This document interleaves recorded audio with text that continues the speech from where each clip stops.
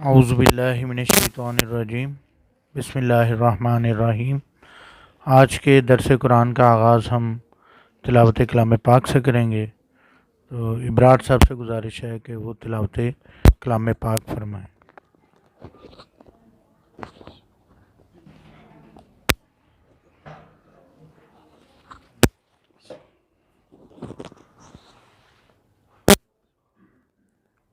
औज़ुबिल्लाहि मिनश्शैतानिर्रजीम बिस्मिल्लाहिर्रहमानिर्रहीम। अरायतल्लज़ी युकज़्ज़िबु बिद्दीन फ़ज़ालिकल्लज़ी यदउल यतीम वला यहुज़्ज़ु अला तामिल मिस्कीन ववैलुल लिल मुसल्लीन अल्लज़ीना हुम अन सलातिहिम साहून अल्लज़ीना हुम युराऊन व यमनऊनल माऊन। सदाकल्लाहुल अज़ीम। जज़ाकल्लाह जी। अब हमारे दरमियान सैयद इमरान शाह साहब मौजूद हैं, तो उनसे मैं गुजारिश करूँगा कि वो दरस कुरान का आगाज़ करें।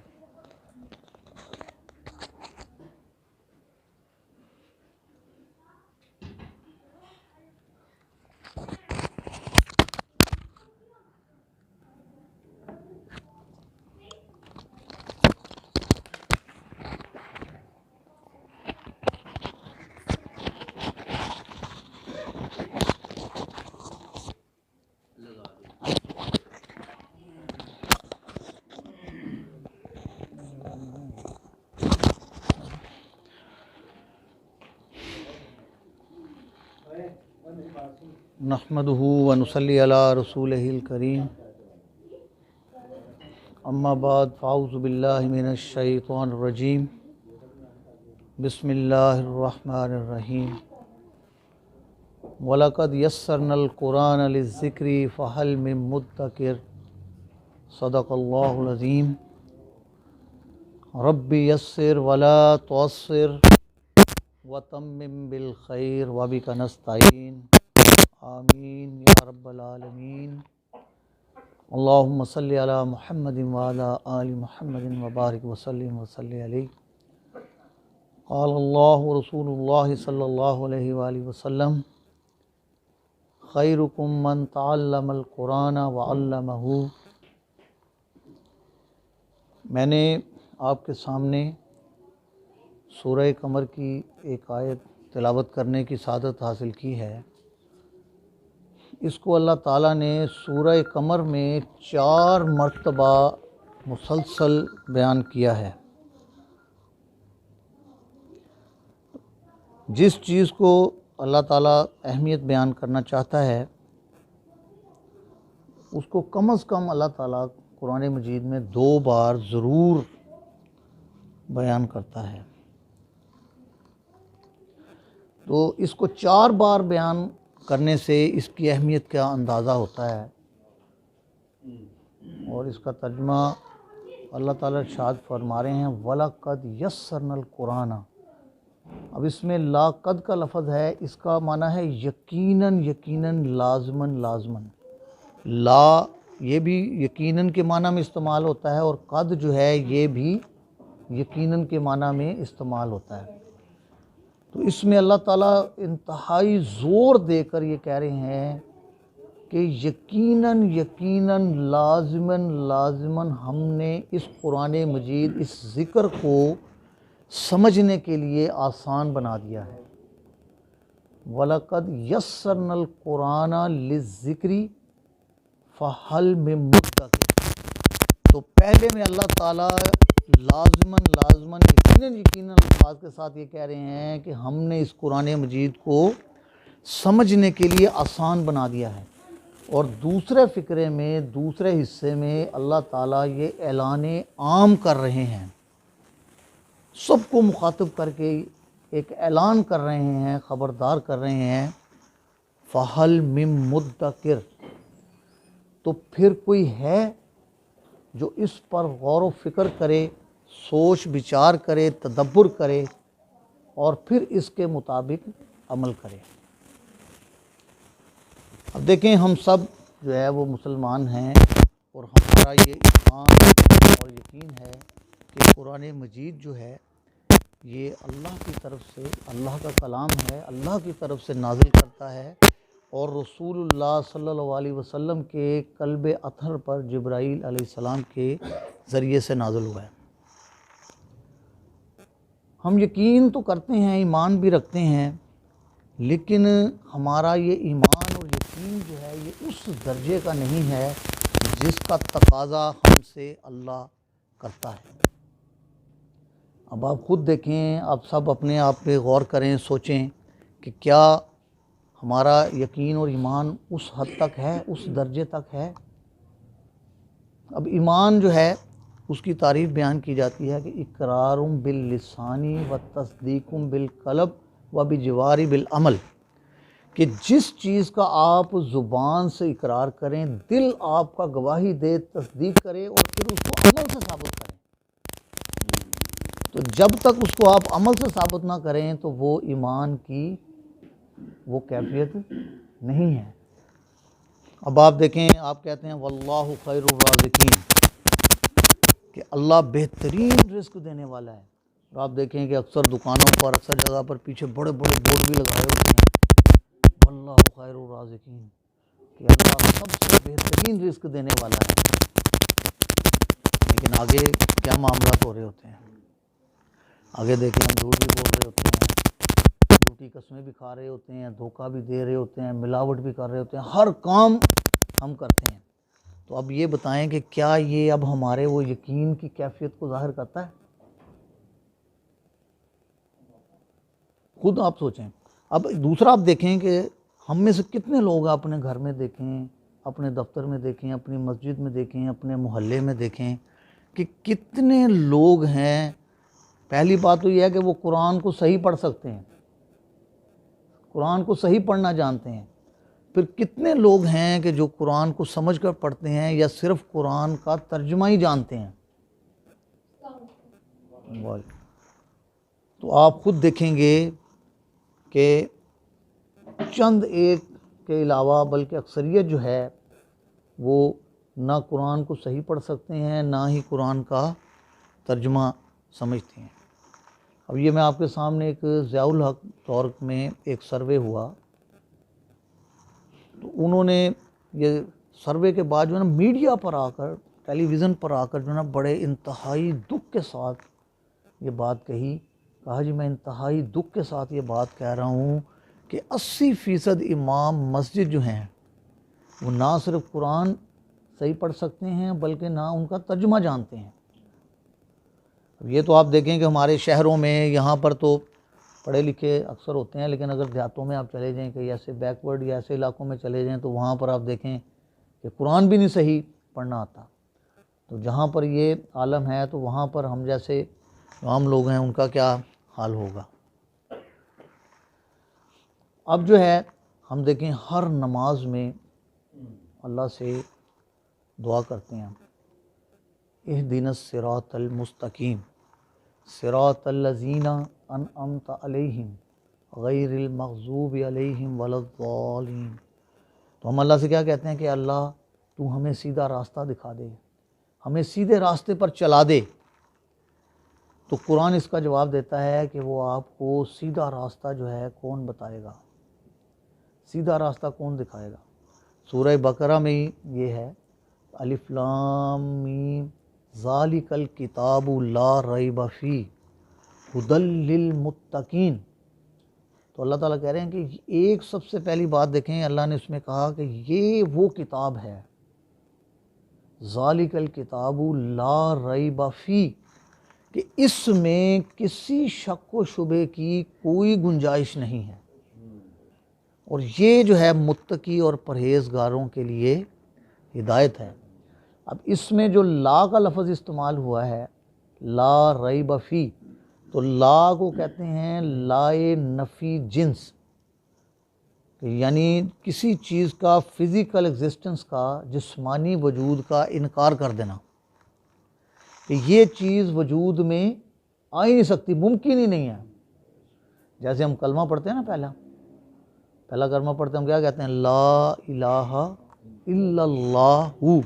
तो इसका क्या मतलब है कि अल्लाह के सिवा कोई और इलाह हो ही नहीं सकता, उसका वजूद मुमकिन ही नहीं है, किसी सूरत मुमकिन नहीं है। तो अब देखें कि ये किताब जिसमें अल्लाह ताला सबसे पहले ये कह रहा है कि आप इस ईमान और यकीन के साथ जो है जब ये कुरान शुरू करें कि ये चूँकि अल्लाह का कलाम है और इसमें किसी किस्म का शक व शुबा हो ही नहीं सकता, ये अल्लाह का दावा है और ये अल्लाह का दावा है। और कुरान में आपको मालूम है कि अल्लाह ने बहुत से दावे किए हैं, बहुत से चैलेंजेस किए हैं और ऐसे ऐसे वक्त में किए हैं कि जब कोई तसव्वुर भी नहीं कर सकता था कि वो पूरे होंगे, लेकिन वो सारे के सारे पूरे हुए। मैं चंद जो है वो साइंसदानों की मिसाल आपके सामने रखता हूँ। आपको मालूम है कि जो दूसरे मज़ाहिब के लोग हैं, यहूदी, ईसाई, मुशरिक, काफिर, इनकी कोशिश होती है कि हम कोई ना कोई ऐसी चीज़ जो है वो सामने लाएं, मुसलमानों के सामने रखें कि जिससे हम ये साबित करने की कोशिश करें कि देखें जी कि ये जो इस्लाम है इसमें ये फ़लाँ चीज़ है या फ़लाँ चीज़ है, ये फ़लाँ, ये कैसे मुमकिन है, ये कैसे साबित होती है, कैसे पता चलता है। इसी तरह कुरान पर भी बहुत से, या कुरान में जो बातें आई हैं बहुत से लोगों ने उस पर अपने तजर्बात किए, साइंसदानों ने भी किए और उनको परखा और असल में कोशिश उनकी यही थी कि हम देखें कि यार ये कैसे ये मुमकिन है। एक साइंसदान है मॉरिस बुकाई, उसके सामने एक बात आई कि यार ये फ़िरौन की जो लाश है, मम्मी है, उसको ये लोग जो है ना मुसलमान इसको समझते हैं कि ये फ़िरौन की लाश है और इसको अल्लाह ताला ने निशान इबरत बना दिया है रहती दुनिया तक। तो उसने कहा यार ये कैसे मुमकिन है कि इनको कैसे पता चल गया कि भाई ये वाकई फ़िरौन की लाश है। इन्होंने तो कभी कोई उस पर तजर्बा नहीं किया, ना कोई DNA टेस्ट किया, ना कोई और। तो ये बग़ैर किसी जांच के, बग़ैर किसी टेस्ट के, बग़ैर किसी छान पटक के ये कैसे इन्होंने ये कह दिया कि भाई ये फ़िरौन की है, फ़िरौन की मम्मी है। तो उसने कहा यार मैं जो है ना, मैं इस पर तहकीक करता हूँ और असल बात जो है वो सामने लाने की कोशिश करता हूँ।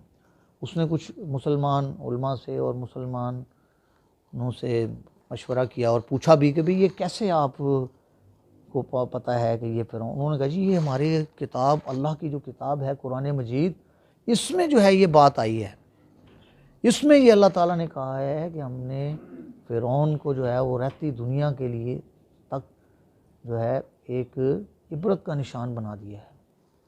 उसने कहा चलो अच्छा मैं जांच करता हूँ। उसने जाकर जनाब उसको जांच की, टेस्ट किए, बहुत से टेस्ट किए और बहुत सी चीज़ें देखी और तजर्बात के बाद जो है वो आखिरकार इस नतीजे पर पहुंचा कि वाकई जो है ये फ़िरौनी की मम्मी है, फ़िरौनी की लाश है। तो फिर उसने कहा कि यार देखो जब ये अल्लाह ताला ने ये बात कुरान मजीद में कही है और वो हू बहू सच साबित हुई है, तो अब हो ना हो ये अल्लाह का कलाम है। और फिर इंडिया में एक कॉन्फ्रेंस में उसने इस्लाम कबूल कर लिया, इस्लाम कबूल किया और उस तकरीब में जो है उसने फिर ये ऐलान किया, करते हुए ये बात बताई। तो उन्होंने, लोगों ने जब पूछा कि भाई बताओ कि ये तुमने कैसे जो है इस्लाम कबूल किया, किस बात पर कबूल किया, तो उन्होंने कहा जी ये बात जो है इस बात पर मैंने तहकीक की और ये बात सच साबित हुई तो मैं मुसलमान हो गया।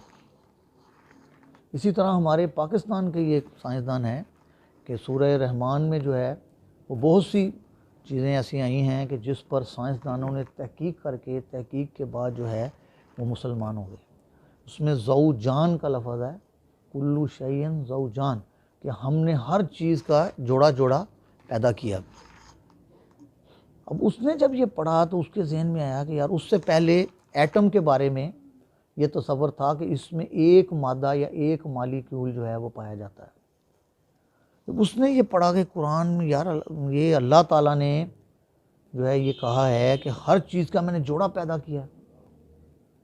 मैंने कहा यार ये कैसे हो सकता है कि इसमें एक हो, जब अल्लाह ने बयान कर दिया तो इसका भी जोड़ा ही होगा। उसने तहकीक की, तहकीक के बाद जो है वो वाकई जो है वो ये बात सामने आई कि एटम जो है वो एक नहीं 2 मॉलिक्यूल 2 मादों से बनकर बना है, मिलकर बना है। अब ये थ्योरी जो है उसने फिर दुनिया के सामने पेश की, और वाकई वो सच साबित हुई, और उस बात पर उसको नोबल इनाम दिया गया। तो नोबल इनाम जब उसको दिया जा रहा था तो उससे कहा कि भाई तुम्हें कैसे जो है इस बात का पता चला कि इसमें 2 मॉलिक्यूल हैं, 2 ज़र्रात, 2 मादे हैं। तो उसने फिर यही कहा कि मैं कुरान पढ़ रहा था, तो कुरान में जब ये आयत मेरे सामने आई तो मैंने कहा यार जब ये अल्लाह का हुक्म है तो ये कैसे हो सकता है कि ये इसमें ज़रा बराबर भी कोई शक शुबा हो।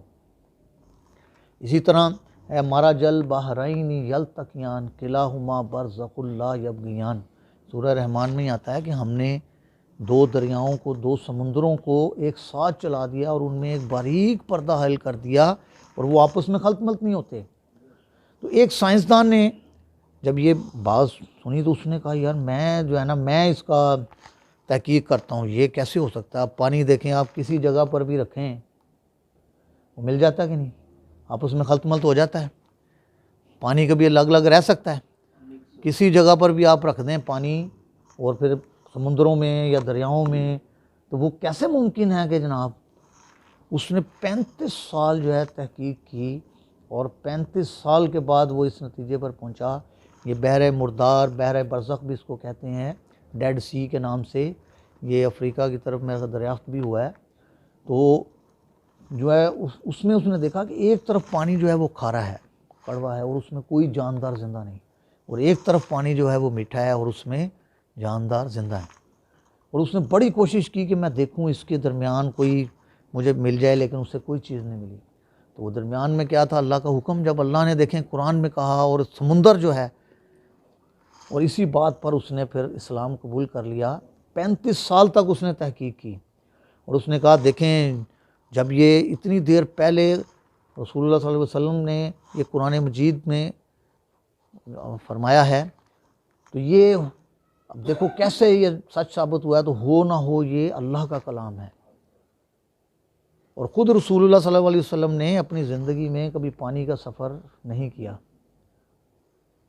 तो इससे जो है फिर वो उसने इस्लाम कबूल कर लिया और मुसलमान हो गया।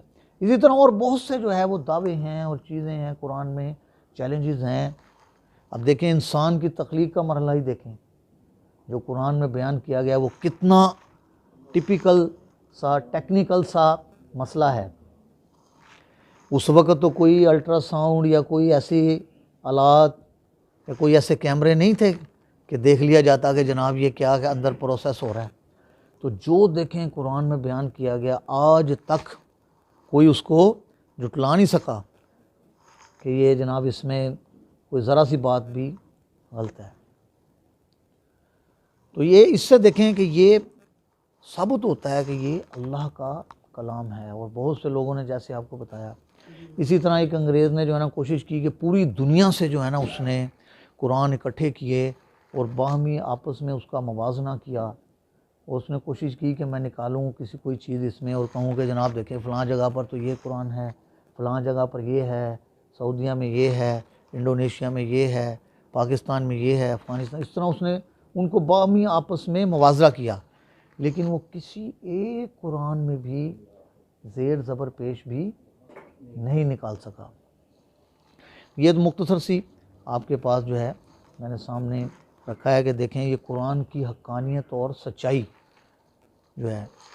हम तो मुसलमान हैं, हमारा तो वैसे ईमान है, लेकिन जैसे हमने कहा कि हम ईमान की जो है ना हमारी वो कैफियत नहीं है कि जो हमसे कुरान मुतालबा करता है या अल्लाह मुतालबा करता है या उसका रसूल मुतालबा करता है।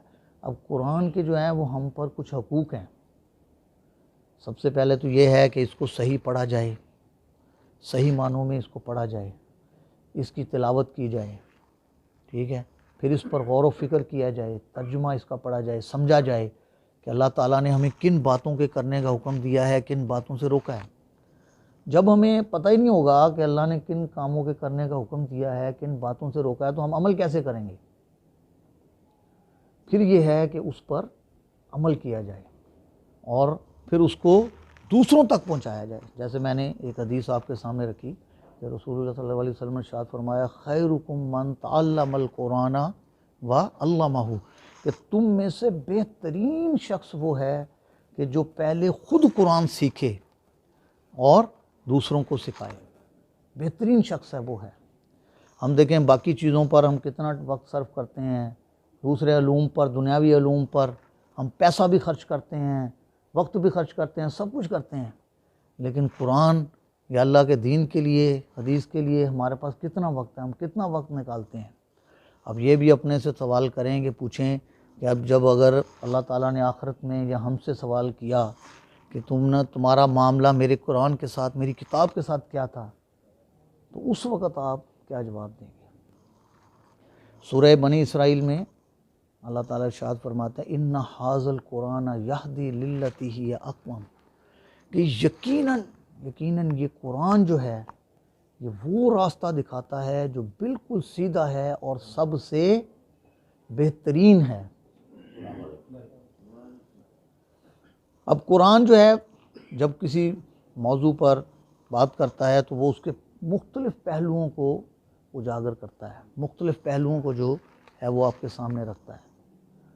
अब देखें अक्सर जो है हम में से लोग जो है वो सारी ज़िंदगी भटकते रहते हैं और ये तलाश में रहते हैं कि सीधा रास्ता कौन सा है, हमें कैसे पता चलेगा कि सीधा रास्ता कौन सा है, हम किस रास्ते पर चलें।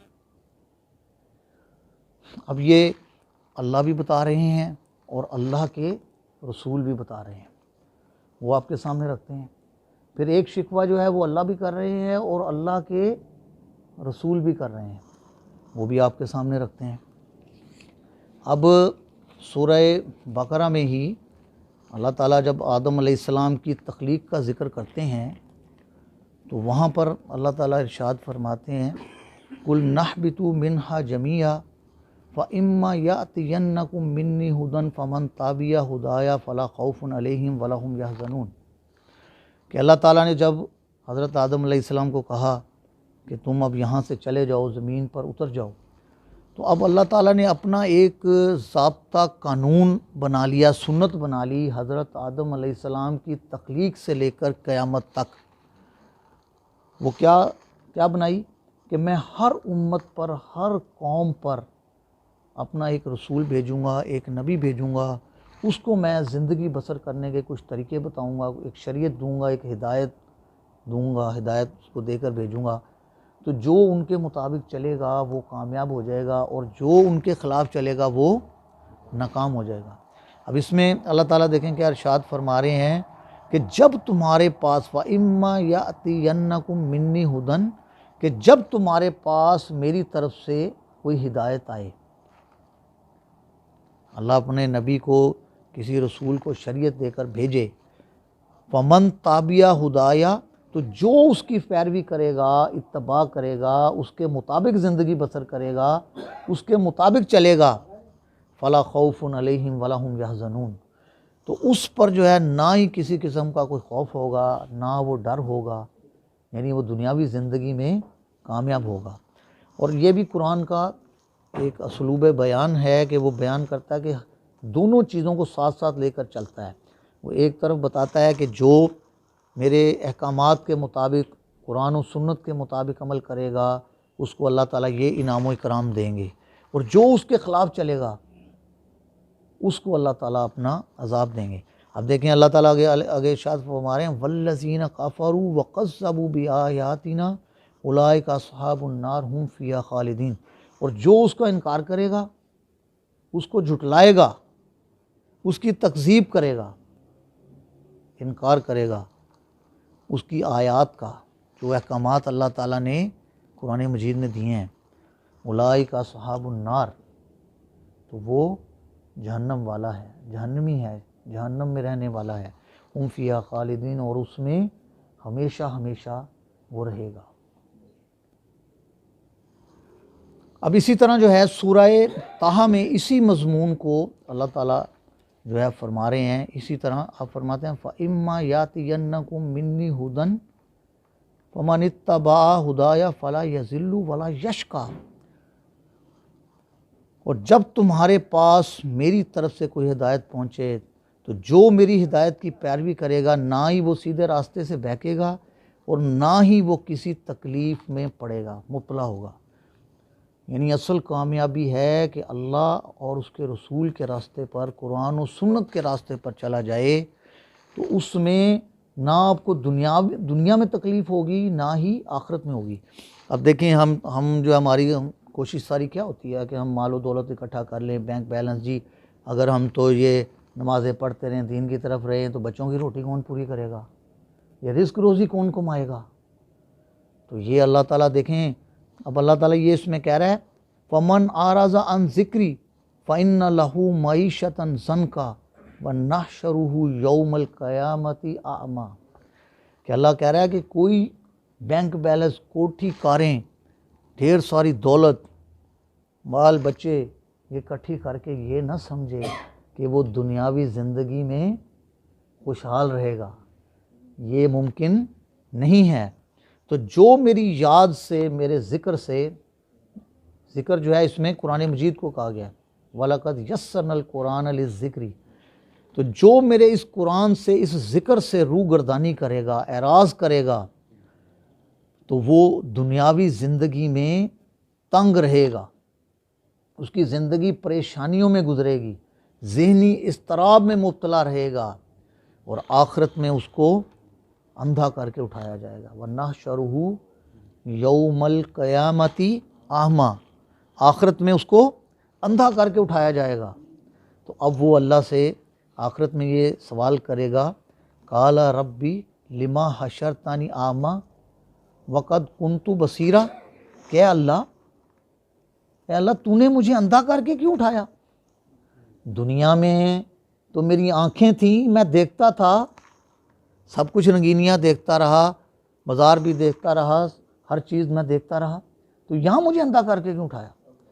अब यहाँ पर मैं एक बात आपको बताऊँ कि जो अल्लाह ताला ने हमें ये आज़ाद दिए हैं, आँखें दी हैं देखने के लिए, सुनने के लिए कान दिए हैं, नाक दिया है, ज़ुबान दिया है, अक्ल और शऊर दिया है हमें, ये इसका भी एक मकसद है, ये भी एक मकसद है। ये ऐसे नहीं है कि अल्लाह ने बिल्कुल आपको वैसे ही दे दिया कि जी बस ठीक है, नहीं। इसका क्या मकसद है, इसका मकसद यही है कि आप अल्लाह को पहचानें, अल्लाह की शरीयत को पहचानें, अल्लाह के दीन को पहचानें, कुरान और सुन्नत को आप पहचानें और उसके मुताबिक अमल करें। और अगर आप इन चीज़ों से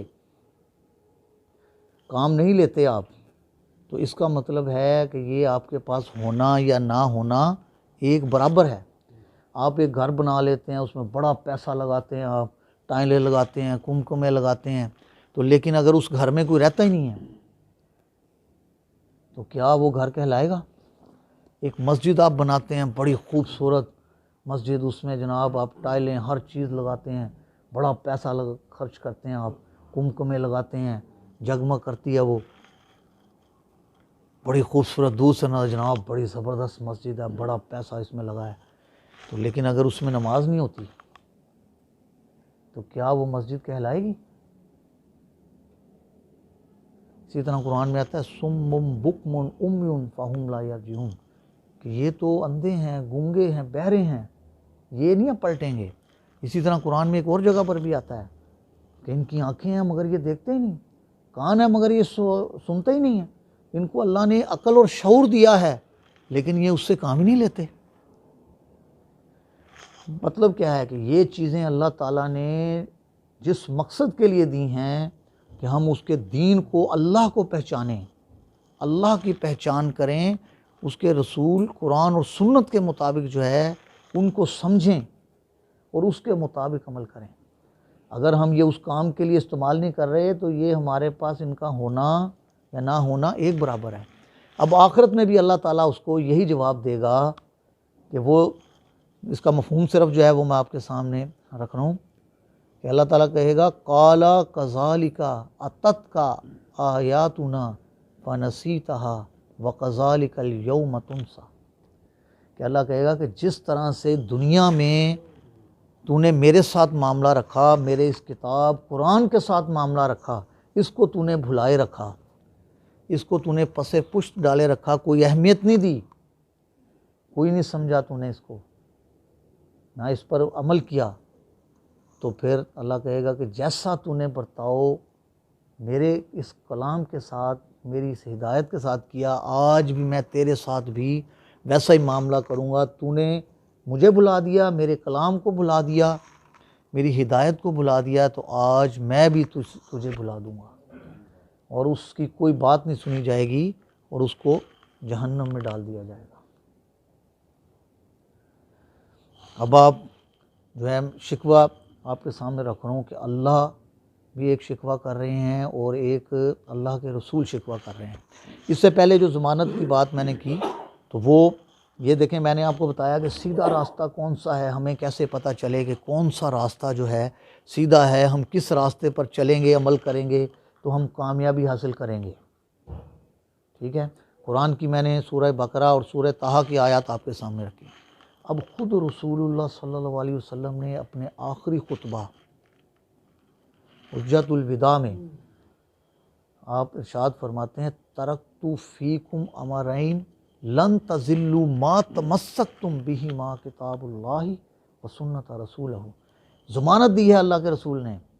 आप ज़मानत देते हुए इरशाद फरमाते हैं कि मैं तुम्हारे दरमियान दो चीज़ें छोड़े जा रहा हूँ। तरक्तु फ़ीकुम अमरैन लन तज़िल्लु, कि वो हरगिज़ गुमराह नहीं हो सकता कि जो इसको मजबूती से थामे रखेगा। मा तमस्सकतुम बिहिमा, कि जो इसको मजबूती से थामे रखेगा। अब आप फरमाते हैं कि वो चीज़ें क्या हैं, वो कौन सी चीज़ें हैं? वो आप फरमाते हैं वो है किताबुल्लाही, अल्लाह की किताब कुरान मजीद, व सुन्नता रसूलहू, और उसके रसूल की सुन्नत, यानी कुरान और सुन्नत। और आज अगर आप गौर करें, अपने पे गौर करें, अपने इर्द गिर्द इलाके पर, मोहल्ले में, और आप देखें कि असल में जो ये गुमराहियाँ फैली हुई हैं हमारे दरमियान, उसकी वजह जो है वो असल में यही है कि ना हम कुरान को समझते हैं, ना हम सुन्नत को समझते हैं। इसके अलावा बाकी सब चीज़ों का हमें पता है, लेकिन ना कुरान का पता है, ना सुन्नत का पता है। बाकी रस्म व रिवाज, रिवायात और उन सारी चीज़ों पर हम बड़ा ज़ोर देंगे, लो जी ये तो हमारे बाप दादाओं से पुरानी जनाब ये रस्म चली आ रही है, ये रिवाज फलां से चला आ रहा है, लेकिन नहीं पता तो हमें ना कुरान का पता है और ना सुन्नत का पता है। तो असल जो है वो हमारी गुमराहियों की वजह जो है वो ये है कि हम कुरान और उसकी सुन्नत से दूर हैं। अब जो है शिकवा अल्लाह भी कर रहा है और अल्लाह के रसूल भी कर रहे हैं। सीधा रास्ता भी आपको बता दिया, ज़मानत भी बता दी। अब देखें कि शिकवा ये जो है अहयाउल उलूम जो है एक हदीस की किताब है, और फ़ज़ाइल अमाल में भी जो है ये नकल हुई है चीज़ कि अल्लाह का एक शिकवा बयान हुआ है कि अल्लाह ताला शिकवे के अंदाज़ में अपने बंदों से कह रहे हैं कि देखो, जब तुम्हारे पास तुम्हारे किसी करीबी अजीज़ या दोस्त का कोई ख़त आता है, कोई तोहफ़ा आता है, कोई चीज़ आता, तुम्हारा क्या रवैया होता है, क्या कोशिश होती है, तुम क्या करते हो? तुम्हारी कोशिश होती है पहली फ़ुर्सत में मैं देखूं कि मेरे उस अजीज़ ने, मेरे करीबी दोस्त ने मेरे लिए क्या भेजा है, इसमें क्या पैगाम आया है, कोई खुशी का पैगाम है, कोई गमी का पैगाम है, क्या चीज़ है, मुझसे क्या कहा है, क्यों जी होती कि नहीं होती? और अगर कोई दरमियान में कोई रोके, कोई टोके या कोई इंटरप्ट करे, अब पहले तो होता था कि जनाब वो ख़त पढ़वाते थे किसी से, डाकिए से या उससे, तो बीच में कोई बोले या कोई इंटरप्ट करे, रोके, तो फ़ौरन उसको रोक देता है, जनाब ठहर जाओ, मेरे करीबी अजीज़ का ख़त है, देखूँ मैं क्या है। या कोई तोहफ़ा भी आए, पहली फ़ुर्सत होती है कि बंदा कहता है जी, वो टैची भी कोई बाहर से लाता है, वो घर घुसते ही जनाब पहले खोल के देखते हैं क्या चीज़ आई है, उसमें क्या चीज़ आई है, मेरे लिए क्या सामान है, सबसे पहले उसको खोल के देखा जाता है। तो अल्लाह मियाँ जो है ये बड़े शिकवे के अंदाज़ में ये बात कह रहे हैं कि देखो ये कुरान मजीद, अब देखो जैसे अल्लाह की फ़जीलत जो है वो तमाम मखलूक़ात पर है, इसी तरह अल्लाह के कलाम जो है उसकी फ़जीलत बाकी तमाम कलामों पर है। तो अल्लाह ताला क्या कह रहे हैं, बड़े शिकवे के अंदाज़ में कह रहे हैं कि तुम ये बताओ कि तुम अपने उस दोस्त, उस करीबी अजीज़ के उस ख़त को या उस तोहफ़े को तो तुम इतनी अहमियत देते हो कि तुम कहते हो कि पहली फ़ुर्सत में मैं सारे काम छोड़कर देखूं कि इसमें क्या है, कोई खुशी की ख़बर है, गमी की ख़बर है, क्या चीज़ है क्या नहीं है। लेकिन ये मेरा कलाम कुरान मजीद ये मेरा कलाम है। यानी उसकी अहमियत, जैसे मैंने आपको कहा कि अल्लाह और उसके कलाम की अहमियत अल्लाह के साथ है, क्योंकि अल्लाह का कलाम है ना, अल्लाह का कलाम। इसी तरह अल्लाह के कलाम की अहमियत, तो क्या तुम मेरे इस कलाम को, मेरी अपना भी अल्लाह ताला कह रहा है, मेरी और मेरे कलाम की तुम्हारे नज़दीक अहमियत जो है उस अपने दोस्त के ख़त से भी कमतर है। मैं इसके ज़रिए से तुमसे बातें करता हूँ, ये अल्लाह का कलाम है। अभी एक बड़ा मशहूर मकूला है कि अगर अल्लाह से बात करनी हो, कलाम करना हो, तो अल्लाह का कलाम कुरान पढ़ो, और अगर अल्लाह से मुलाकात करनी हो तो अल्लाह नमाज़ पढ़ो।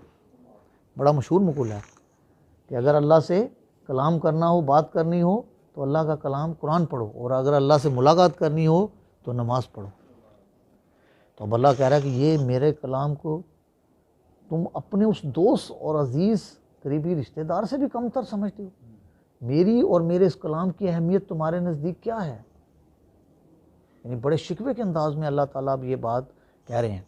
अब इसी तरह जो है देखें, मैं ये आखिरी जो है वो अल्लाह के रसूल जो है वो भी शिकवा कर रहे हैं, वो आपके सामने रख के जो है इस बात को समेटता हूँ और ख़त्म करता हूँ। अब हम देखें कितनी उम्मीद रखते हैं और कितनी तवक्को रखते हैं कि अल्लाह के रसूल सल्लल्लाहु अलैहि वसल्लम हमारी शिफात करेंगे।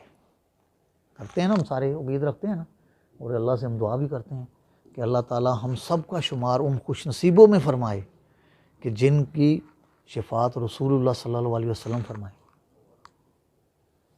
अब ये कुरान की एक आयत मैं आपके सामने रखा हूँ, सूरह फुरकान की 30 नंबर आयत है, जिसमें अल्लाह ताला इरशाद फरमा रहे हैं, वक़ाल रसूल या रब्बी इन्ना कौमित्तखज़ु हाज़ल कुराना महजूरा।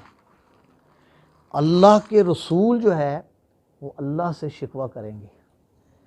काल रसूलु, अल्लाह के रसूल फरमाएंगे, या रब्बी, ए मेरे रब, इन्ना कौमित्तखज़ु हाज़ल कुरान महजूरा, कि मेरी इस कौम ने इस कुरान मजीद को, मेरी इस कौम के लोगों ने इस कुरान मजीद को पसे पुष्ट डाल दिया था। पसे पुष्ट डालने से मुराद है कि कोई अहमियत नहीं दी, इसको समझा ही नहीं, इनके दिल में ज़रा बराबर मलाल नहीं उठा, इन्होंने ज़रा बराबर भी नहीं सोचा, ज़रा सा भी इनको ख्याल नहीं आया कि ये अल्लाह का कलाम है, मैं पढ़ूँ तो सही, मैं देखूँ तो सही इसमें अल्लाह ताला मुझसे क्या कह रहा है, मेरे से क्या बातें कर रहा है, मुझे किन कामों के करने का हुक्म दे रहा है, मुझे किन बातों से रोक रहा है। सारी ज़िंदगी, पूरी ज़िंदगी बाकी कामों में इसने पूरा वक्त लगाया, पैसे भी लगाए, सब कुछ किया, लेकिन अल्लाह के कलाम के लिए वक्त नहीं निकाला। अब इनकी तफसीर में जो है वो तफसीर में ये बात आती है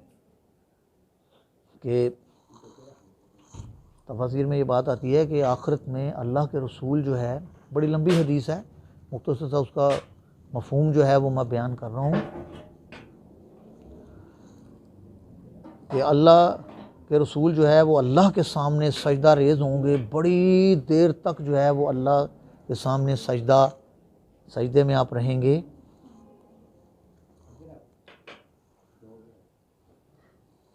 चलो कोई नहीं, अभी इधर ही रख दो, 2 मिनट ख़त्म करते हैं, फिर अल्लाह के रसूल जो है वो अल्लाह के सामने सजदा रेज़ होंगे, बड़ी देर तक सजदे में रहेंगे, गिड़गिड़ाएंगे, अल्लाह की हम्द व सना बयान करेंगे, इस्तग़फ़ार भी अल्लाह के सामने बयान करेंगे, सजदे में रहेंगे।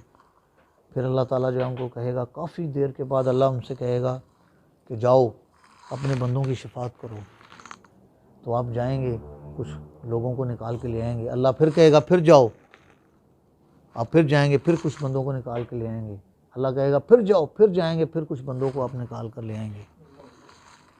अब आखिर में वो बंदे रह जाएंगे कि जिन्होंने सारी ज़िंदगी कभी कुरान और सुन्नत को ज़रा बराबर भी उनके दिल में हुक नहीं उठी, मलाल नहीं हुआ, ज़रा बराबर ख्याल नहीं आया कि यार हम देखें तो सही अल्लाह और उसके रसूल के क्या अहकामात हैं, उन पर अमल करें।